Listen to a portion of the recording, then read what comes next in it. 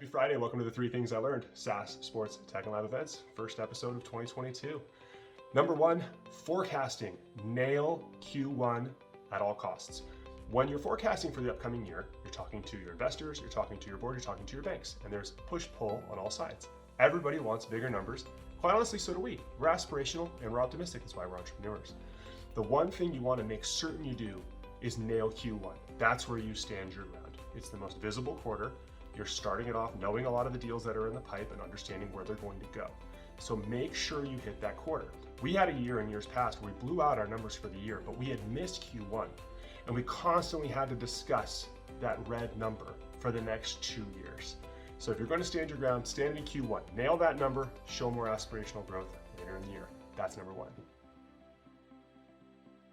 Number 2, and I'm surprised we haven't shared this before, is from Danny Kahneman's Nobel Prize-winning book, Thinking Fast and Slow. 50% of all marriages end in divorce, but 90% of all newlyweds, when surveyed, believe that that number can't possibly apply to them. The Oakland A's, the Moneyball A's, everybody thought they were crazy. Nobody thought that the jump-shooting Golden State Warriors were going to win a championship, and they won 3 of them. Business metrics aren't much different. When you read Jason Lemkin say that 40% chance your VP of sales isn't going to work out, yeah, that applies to you. When your venture firm or a bank says, hey, 30% of the companies that are invested in a seed fund or an A fund are going to be underwater in the next 18 months and go bankrupt, that's applicable too. Now, what's helpful in understanding this and understanding that we have this bias, uncovering this bias is the first thing you can do. Then apply data to your decision making, knowing that we're all a little bit optimistic that those numbers don't apply to us. That's number 2. And number 3, a line from a TV show I really enjoyed. It's a lawyer giving counsel. They say, and he did because you did, because his parents, because your parents, because America, because England, because ancient Rome, because Primordial Ooze.